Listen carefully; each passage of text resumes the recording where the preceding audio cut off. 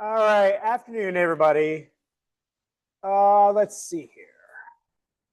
A couple quick reminders for this week. I got to get there is going to be on Wednesday, there is going to be a online Brightspace quiz this Wednesday.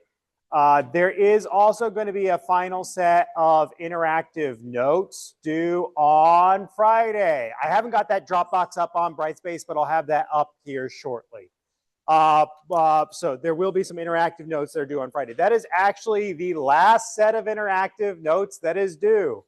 So that is it for the semester then. With that one, very last one, and then we have our Brightspace quiz this week. We will have, that's our second to last Brightspace quiz this week. We'll have one more next week then. So that is kind of two more quizzes and then the interactive notes. Do remember that the fourth exam, that is going to, again, be Friday, May 8th. Also remember the final exam, then that is going to be Wednesday, May 13th, 10 a.m. in here. Okay, questions about that? All right. Otherwise, today we're going to keep on talking a little bit about adaptive immunity. We left off talking about B cells or what are called B lymphocyte cells, which make antibodies. There are millions of different B cells in our body, and each one makes a different antibody, bless you, that recognizes a different antigen. So all of these B cells, they start off with a membrane-bound version of their antibody. So this is my B cell. They're going to have a version of the antibody that's in the membrane, but sticks out of it. And this is going to be part of what is called a B cell receptor complex. Okay, so you have then these antibodies that are membrane embedded, part of a B cell receptor complex. Now, what ends up happening is each B cell makes its own unique version then of a antibody. So we get and this is going to be, again, that B cell, antibody is going to be membrane bound. It's part of that B cell receptor complex, B cell receptor, BCR. But B cell number one is going to make antibody number one that recognizes antigen number one, maybe a specific protein. B cell 2 is going to make a similar antibody, but it is a different antibody. And it recognizes a different antigen, antigen number 2. B cell 3 makes antibody 3, recognizes antigen 3. B cell 4 makes antibody number 4 that recognizes antigen 4. So each B cell has its own unique antibody that binds to one specific antigenic target and just that specific antigenic target. And it's a highly specific molecular interaction. The antibody has to fit together just right with its antigen partner in like puzzle pieces coming together. If they don't fit, you don't get a signal that gets transmitted then. So these B cells are generated. They're generated somewhat randomly, and then they're released to circulate around the body. If the B cell never encounters its antigen, it dies after about 2 weeks.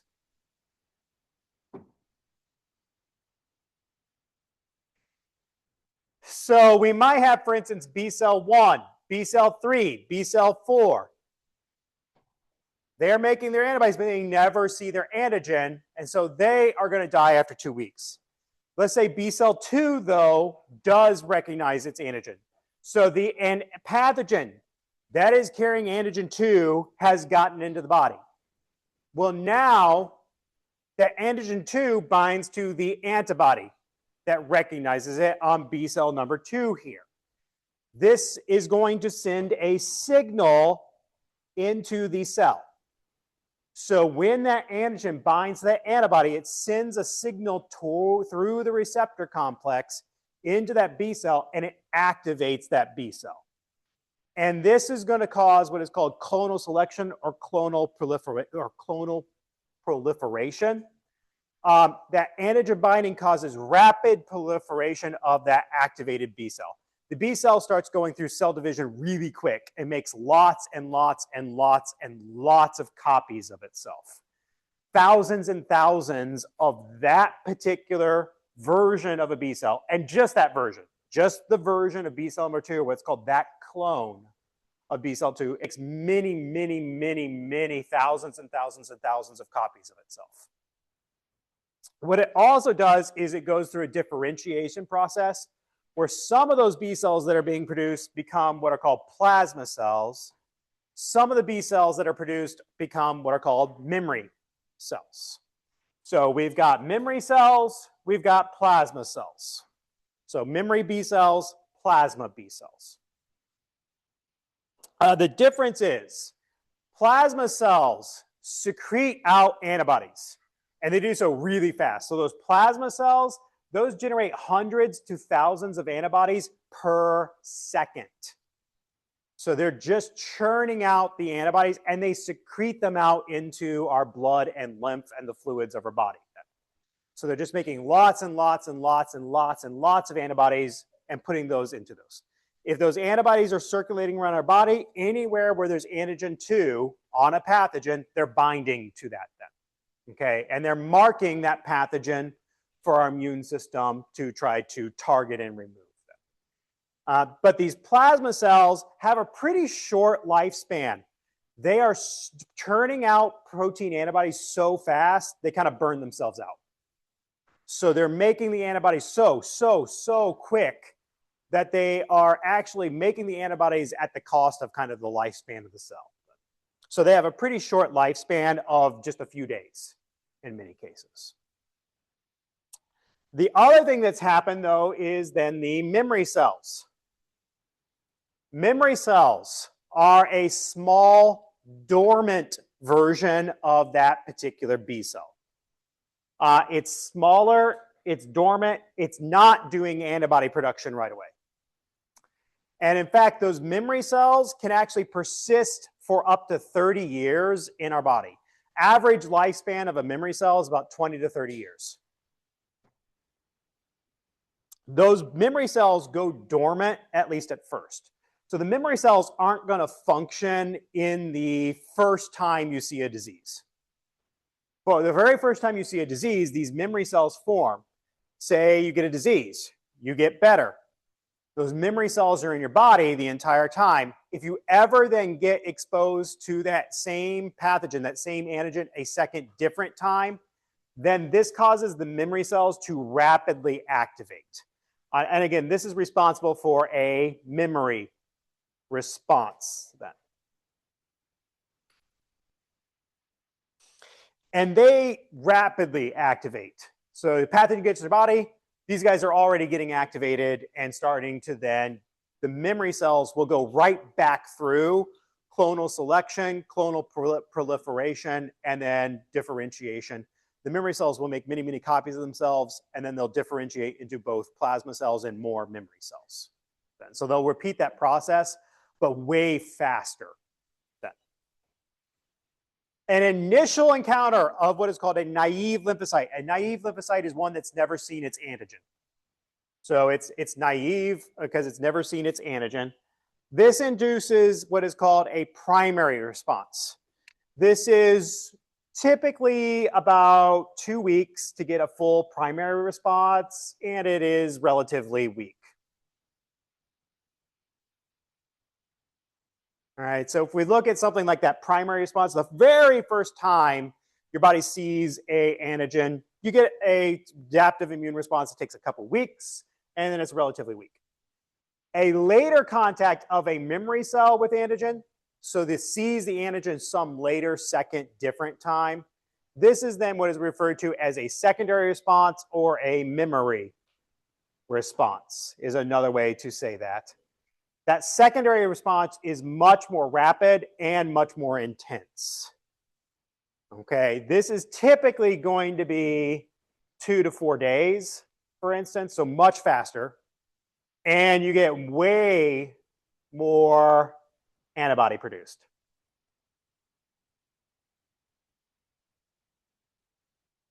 That's what I mean by more rapid and more intense. This is kind of the relative level of antibodies produced from a primary response. So if we look at primary response, you're basically, this is serum antibody level, or what is called antibody titer. Titer just means concentration.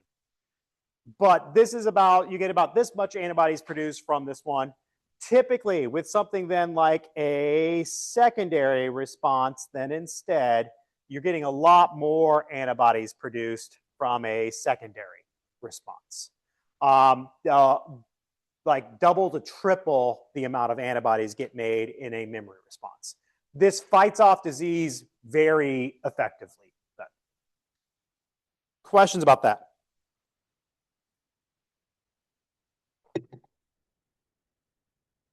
Okay. B cells. Those can have memory cells and a memory response. That is not the only part of our immune system that can have a memory response. We also have what are called T cells or T lymphocyte cells. T cells can undergo a similar immunological memory response. They recognize antigen. They have some antigen-specific receptors. It's called a, creatively enough, it's called a T cell receptor. Okay.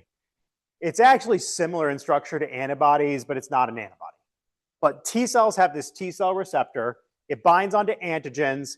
If a T cell binds onto its cognate antigen, the antigen that it recognizes, then that will also cause clonal expansion of the T cell, and it will get into what is called effector T cells versus memory T cells. So you can still have then, after that, you can also have memory T cells that are formed. Okay. Very similar to what I just went through for B cells. There are two main subtypes of T cells. There are then T helper cells versus T cytotoxic cells. T helper cells, sometimes then just abbreviated T subscript H cells. These are the major cytokine producers of the immune system. So what T helper cells are, they make cytokines. What's a cytokine again? I said this was going to come up a couple times.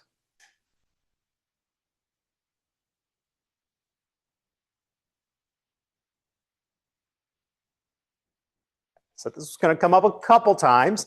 That's almost always a hint that I'm probably going to ask you about it on the exam that is coming up. I don't know if you guys have picked up that I give you lots of hints, but usually this is the type of thing where if I say this is going to come up quite a few times, I'm almost always going to have an exam question about it. Okay. With this one, cytokines, these are proteins that control and activate immune responses. So there are these communication proteins. They're involved in cell-to-cell communications, but they activate cells and control cells that are involved in immune responses, like the different kinds of white blood cells. T helper cells are the major cytokine producer of our immune system. When you activate a T helper cell, it starts making cytokines. Those cytokines then turn on a bunch of different immune system responses. If your T helper cells are not functioning, you basically don't have an adaptive immune system. And also your innate immune system doesn't work as well either.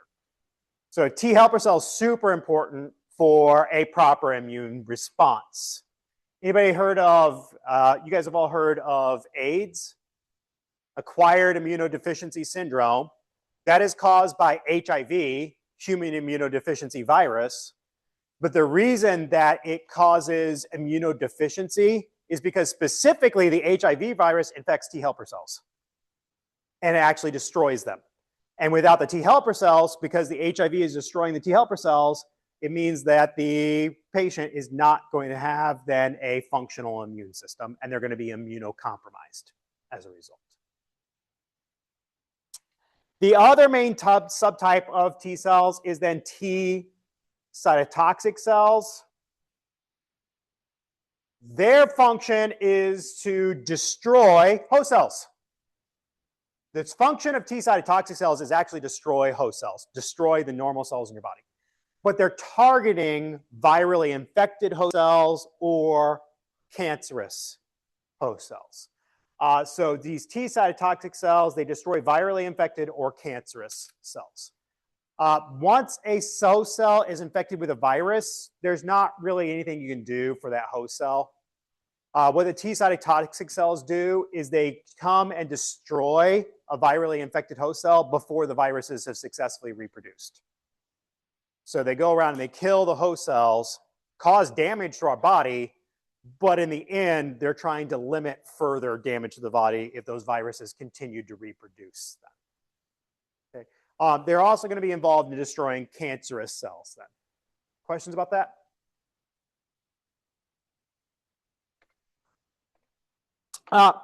Antigens. One thing I want to point out with antigens. What's an antigen again?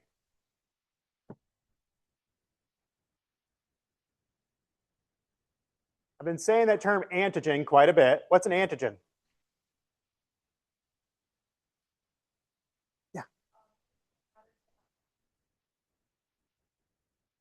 Yeah, molecular patterns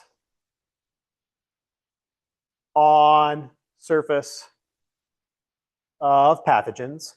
What kind of macromolecules are typically the antigens? Are there any of the macromolecules can be as an antigen, or is there specific kinds of then macromolecules that function as antigens?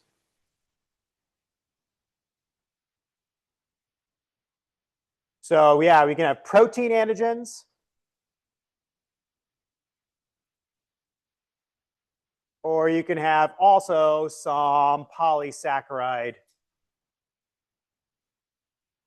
sugar antigens. Okay, that's it. Typically an antigen is some type of protein, some type of polysaccharide sugar, but it's some type of molecular pattern that's foreign to the body. Not a normal protein, a normal sugar chain you would see inside of our bodies. These can function as antigens. Different pathogens have different antigens. And so, for instance, something like E. coli K12 is going to have certain antigens on the surface that then E. coli 0157 is going to have different antigens on the surface. By the way, a protein can differ in only a couple amino acids. So maybe a protein is 500 amino acids long. Just a difference of a couple amino acids can mean it's a different antigen. So your adaptive immune system is super specific on what it recognizes. Very, very specific. And even the difference of a couple amino acids, just 2 amino acids in a 500 amino acid protein could give you a different antigen then, and might activate the original protein antigen might activate this B cell. But a couple mutations take place, you get a couple different amino acids. Well, now that original B cell no longer recognizes that antigen, you need a different B cell to deal with it. Okay, so it's highly, highly specific. All right, so immune system. We've now talked about innate immunity versus adaptive immunity. But there are a lot of these different defense mechanisms against disease, but we sometimes do get still sick. That is because pathogens have also evolved mechanisms to evade and overcome host defenses then. So this is what is called virulence factors. To overcome your body's defense mechanisms, pathogens need what are called virulence factors. Virulence factors are some type of property of a pathogen that basically contributes to its pathogenicity or its ability to cause disease. Virulence factors always enhance either invasiveness or toxicity. So virulence factors are either going to increase the invasiveness of a pathogen or they increase the toxicity of a pathogen. Invasiveness, this is the ability to enter into a host body and then also to survive in the host body. Whereas toxicity, this is the ability of a pathogen to damage host cells and then as a result of that gain nutrients. Remember, what the pathogen is doing is it's actually destroying our host cells and consuming them as an energy and nutrient source.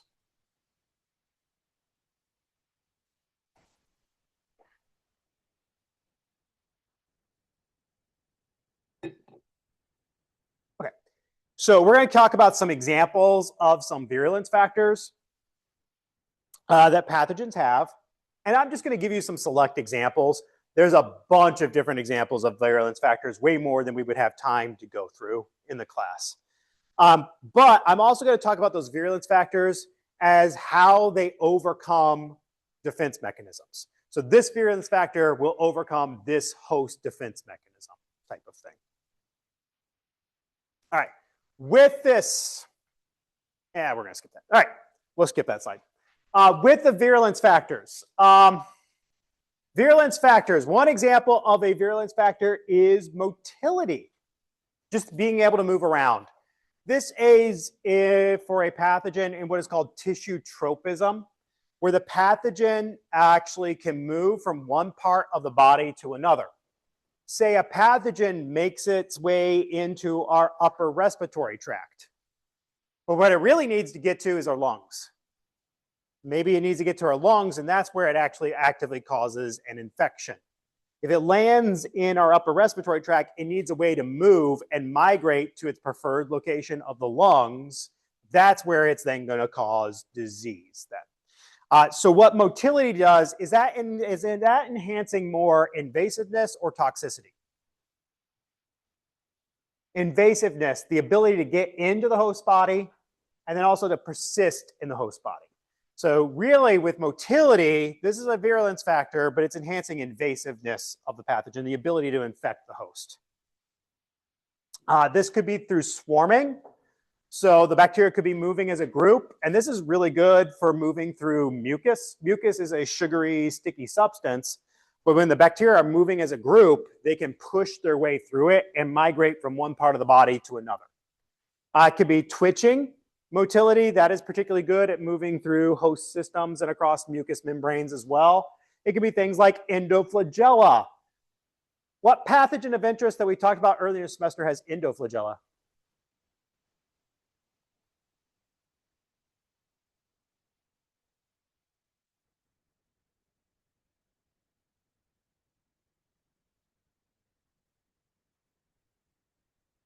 Remember, pathogens of interest are going to be a part of the final exam. This one is going to be Lyme disease caused by Borrelia burgdorferi. Borrelia burgdorferi bacteria, which causes Lyme disease, has endoflagella.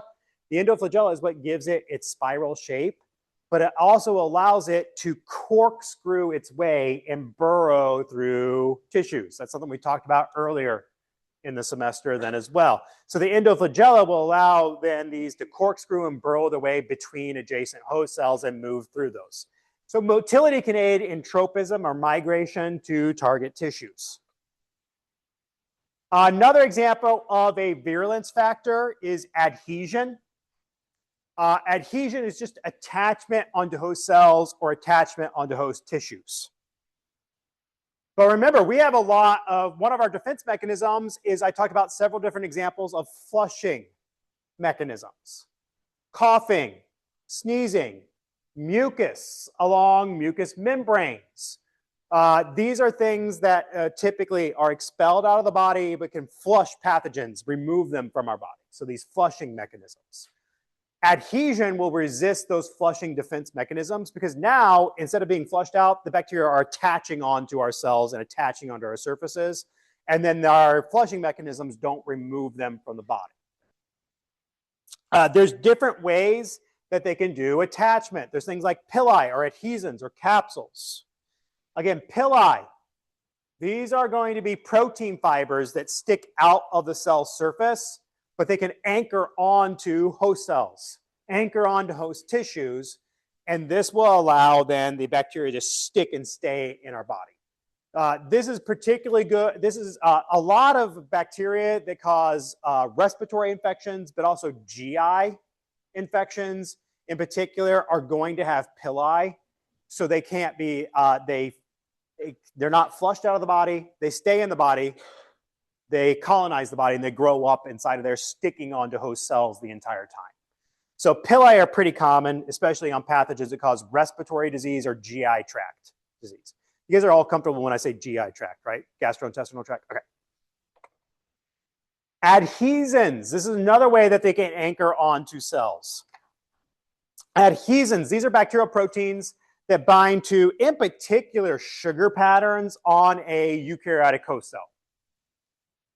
The host cell is its own series of surface proteins, especially like surface sugar proteins. There's a lot of sugars on the surface of our cells.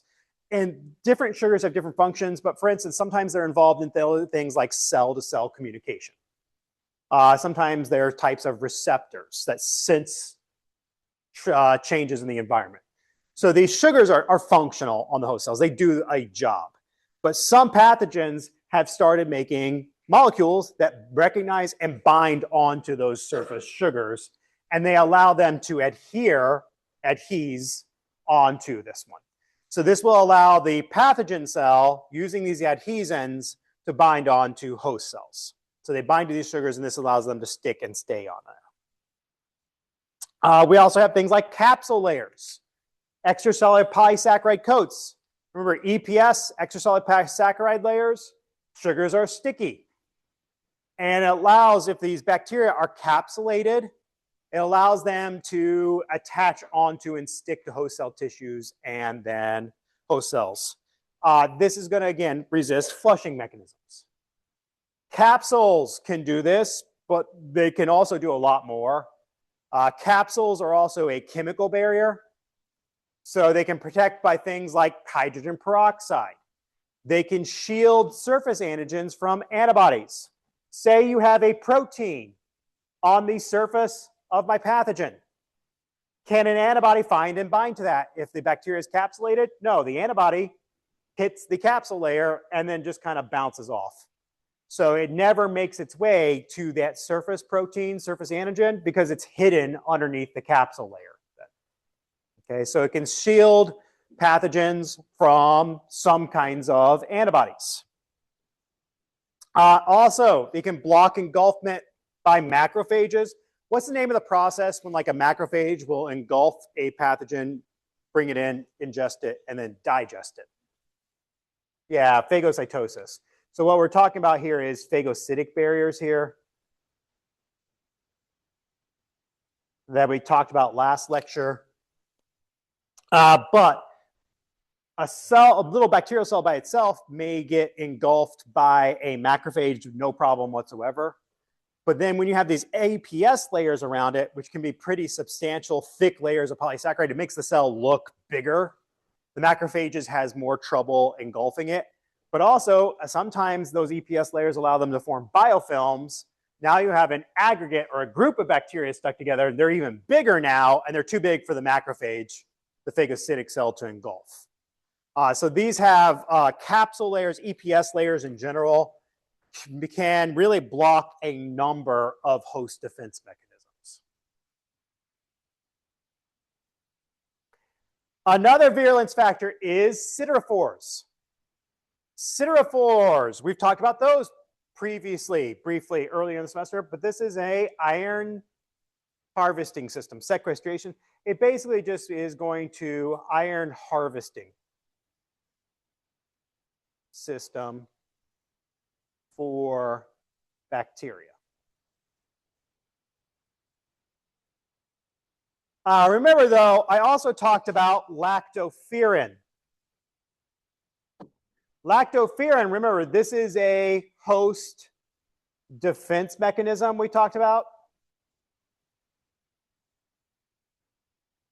It hides iron from bacterial pathogens. Most of these bacteria require at least a little bit of iron in order to grow, reproduce, survive. Lactoferrin, when you have a bacterial infection, one of the things your body starts doing is makes lactoferrin. Lactoferrin binds to all the free iron in our body, hides that iron from the pathogen, so they don't have that nutrient they need to grow up. Okay. But there are some bacteria that make a version of siderophores that will come along So the bacteria makes a siderophore, secretes it out. The siderophore will actually bind to the lactoferrin iron complex, rip the iron off of it, and then help the cell bring in that iron. So there are a few pathogens that actually have these siderophores that specifically target that lactoferrin defense mechanism.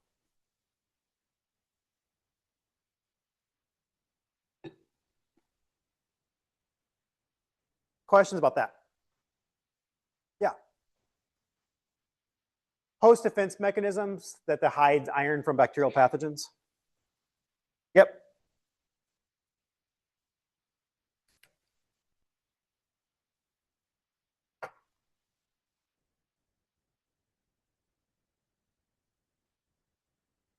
Now, there are also, though, going to be some toxins like exotoxins or endotoxins that are function as virulence factors. But most all of the virulence factors I talked up to this point enhance invasiveness. So all those virulence factors I just talked about, remember, virulence factors either enhance invasiveness or toxicity. All the ones I talked about previously are enhancing invasiveness, the ability to get into the host or to persist and stay in the host. I'm going to switch gears now a little bit here and still talk about virulence factors, but now virulence factors that enhance toxicity instead. And again, toxicity means they're going to be damaging to host cells. There are two types of toxins. They're what are called exotoxins versus endotoxins. And we're going to talk about exotoxins first, but these are going to be enzymes made by pathogens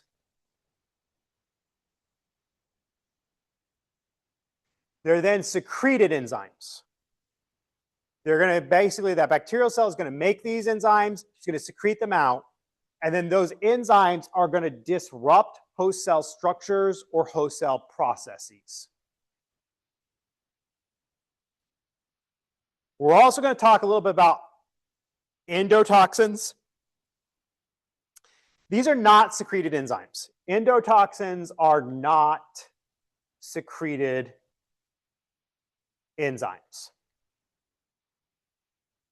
They are structural components of the pathogen.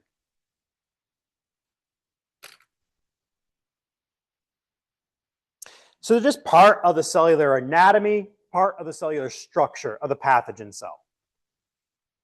These endotoxins are cellular parts, cellular components that are only released when the pathogen cell, like my bacterial cell, dies. When the bacterial cell dies, it breaks up into fragments. Those fragments can then sometimes get recognized by the immune system, but sometimes they get recognized by the immune system too well. And then they do what is called, they hyperstimulate the immune system. They turn on the immune system way too much. And because the immune system's on too strongly, it actually starts to damage the body instead of protect the body. Anybody ever heard of cytokine storm disorders?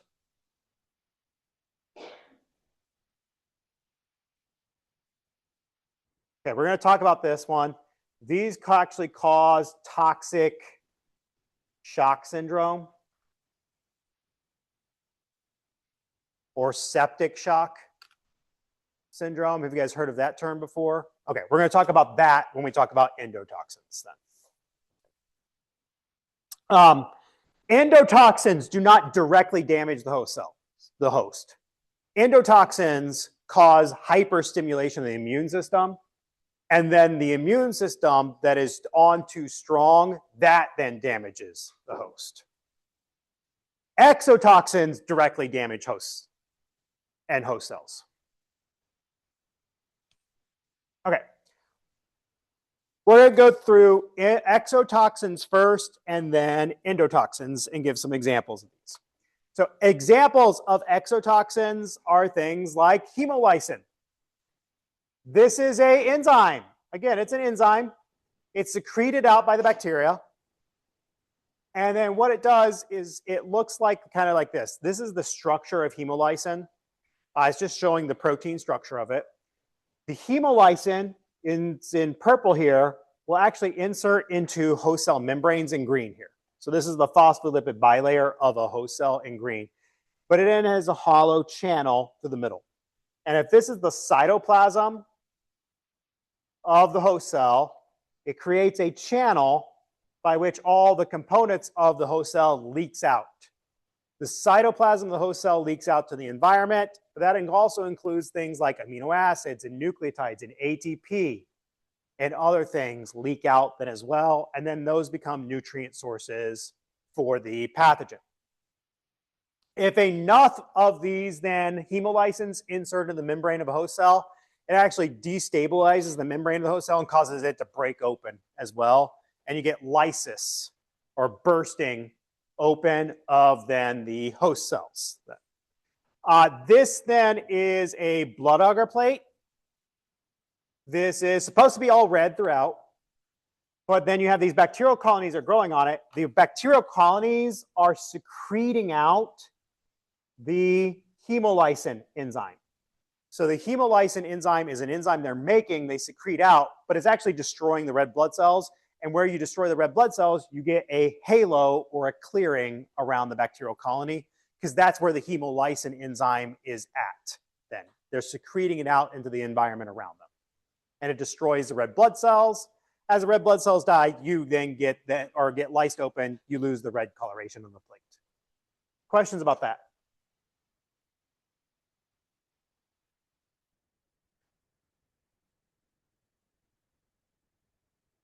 Another example of an exotoxin is something like phospholipase.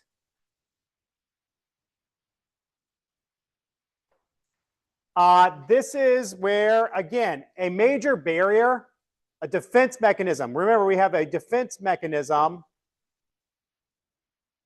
of phagocytosis. So I have something like my phagocyte cell here. That phagocyte cell is going to come along and engulf these bacterial cells by phagocytosis. And what might happen is then that bacterial cell gets digested and destroyed. And so if that bacterial cell doesn't have the phospholipase enzyme, it's going to get digested and destroyed during phagocytosis.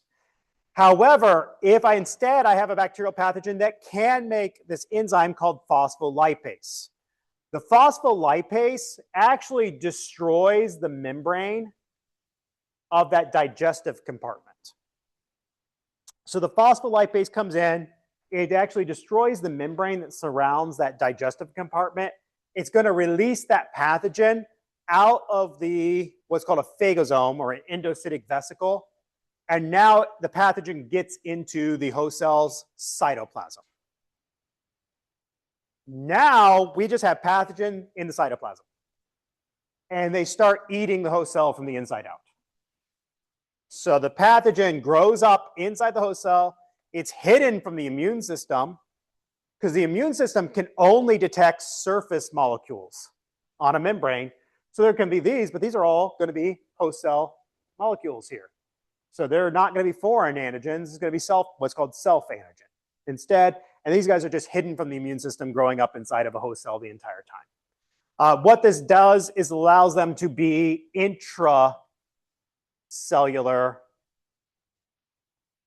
pathogens. There are some pathogens that are known as extracellular pathogens. They can only grow up between host cells and outside of host cells. There are some pathogens that are what are called intracellular pathogens, and they grow up inside of host cells in the cytoplasm of host cells. Questions about that?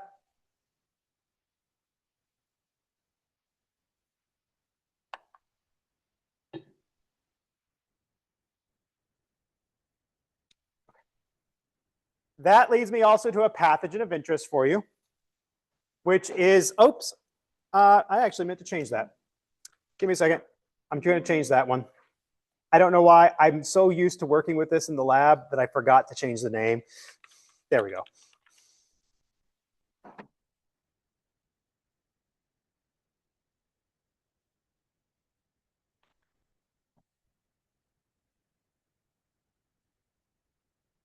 All right, so Salmonella enterica.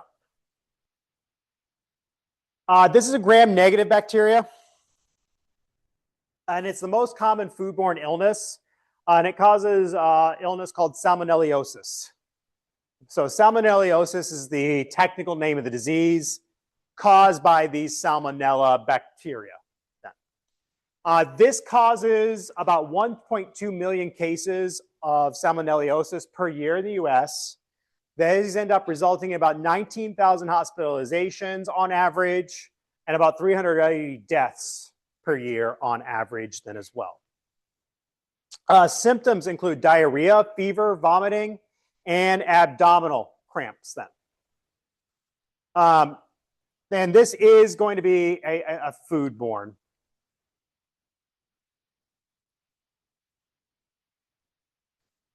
Okay, so we get this typically by eating then contaminated food products. With Salmonella enterica, it is a zoonotic disease. It can actually affect multiple different animals. It's actually estimated, for instance, that 97% of commercially bought chicken from the grocery store is contaminated with enteric bacteria. Anybody know what enteric bacteria is?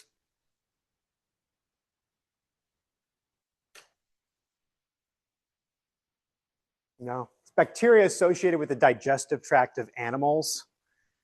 But that means basically that's, fecal bacteria.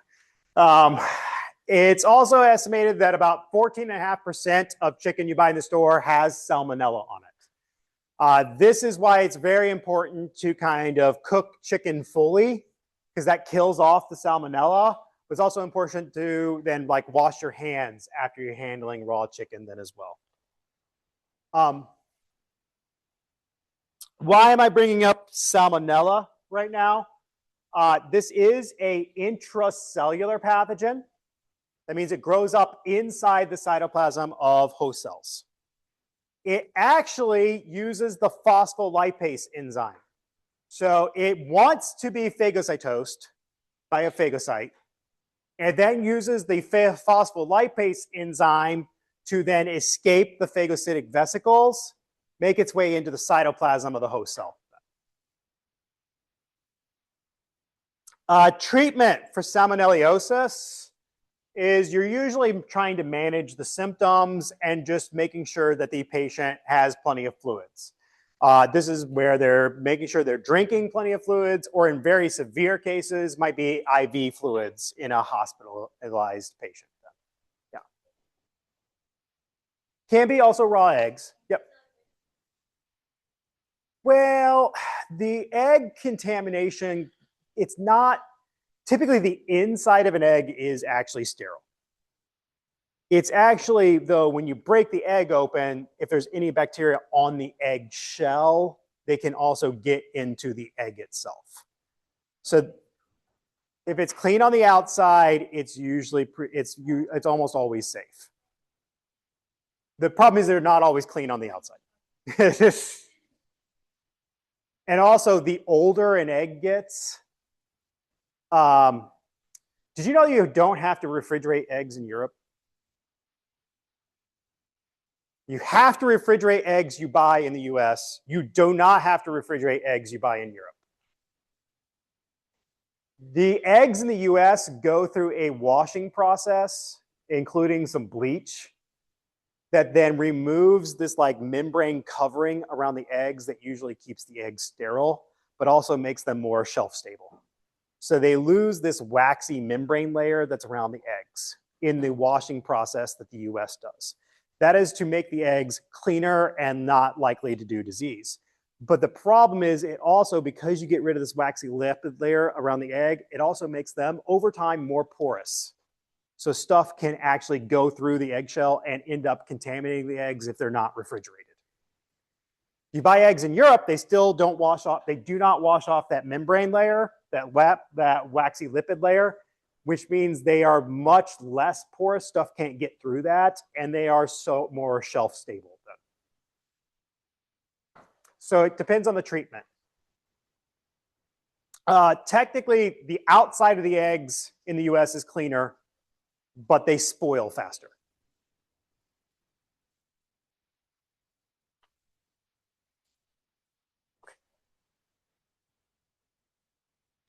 All right, another exotoxin is what is called IgA protease. By the way, Ig equals immunoglobulin. But that just is a different name for an antibody.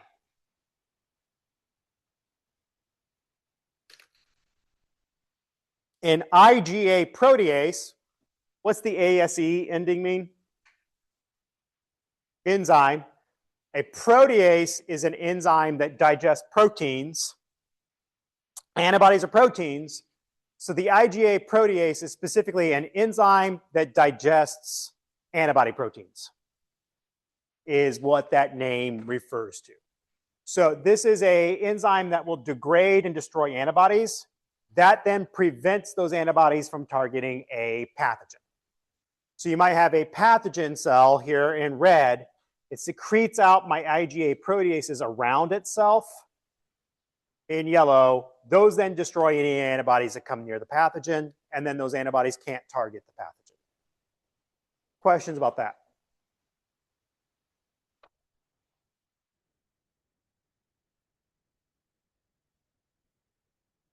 All right, another exotoxin is what is called AB toxins. This is another example of this. There's actually several different kinds of AB toxin systems. There's several different kinds of AB toxins. But this is a secreted toxin complex. In this case, the B subunits are always kind of a delivery vehicle for an A subunit, which is actually the toxin part. So the A subunit is a toxin. And by the way, when I'm saying toxin in this context, I mean it's toxic to a host cell. Okay, it's going to cause damage to a host cell in some way. The B subunit typically delivers the A subunit to the host cell and then helps it get inside of the host cell. So this is a secreted toxin complex. It will come together. The bacteria will make this AB toxin complex. It will secrete it out. This then goes over to a cell. And this maybe is a host cell membrane, is what I meant to have here. Okay? Typically, the B subunit attaches onto the host cell, but it's going to put a hole in the host cell membrane. And the A subunit is going to come through that hole and get into the host cell cytoplasm. Once that A subunit is inside the host cell, it then is going to typically damage the host cell or override its signaling systems in some way. Now, there's several different examples of AB toxins. There's a lot of different kinds, but the B subunit is always going to deliver the A subunit into the host cell, and it's always the A subunit that is toxic and damages the host cell. One example of AB toxin is cholera toxin. This is made by the bacteria Vibrio cholerae. Again, the B subunit is a delivery vehicle. The A subunit is what is called cholera toxin. When cholera toxin gets into there, it actually binds to what is called a G protein inside of the host cell. The G protein controls the activity of another enzyme called adenylate cyclase. Adenylate cyclase makes a molecule called cyclic AMP, and no, you don't really need to remember all of this. But the cyclic AMP is a major signaling molecule that controls behavior of cells in our cells. Cyclic AMP is super important. It controls a lot of genes in our cells and turns them on and off. In particular, it overrides the natural regulation of ion transporters. It turns on these iron transporters along our intestinal cells, and it causes our intestinal cells to just dump a ton of water and ions into our intestines, what's called our intestinal lumen. And basically, with a lot of water and ions in the intestines, you get diarrhea. So what this is going to do is it causes massive water efflux, and then severe diarrhea as a result of this. Why? This is how cholera transmits between hosts. Cholera you get from drinking contaminated water. It's a type of vehicle transmission. So what will end up happening when somebody has severe diarrhea? Well, that has to go someplace. And in the olden times, prior to sewage treatment and water management, water treatment plants, where did the sewage go? It went into rivers, then it went downstream, and then somebody drank it, and then somebody had cholera. So it was going to be the oral fecal route involved with the vehicle transmission that we talked about. Questions about that? Okay. Last slide. Oh, no, I'm not going to go into that. Okay, we're going to talk more about Vibrio cholerae with a pathogen of interest, but we'll go through that then on Wednesday. We'll finish up talking about exotoxins on Wednesday. We'll talk about endotoxins, but we're also going to start talking about autoimmunity and autoimmune disease on Wednesday.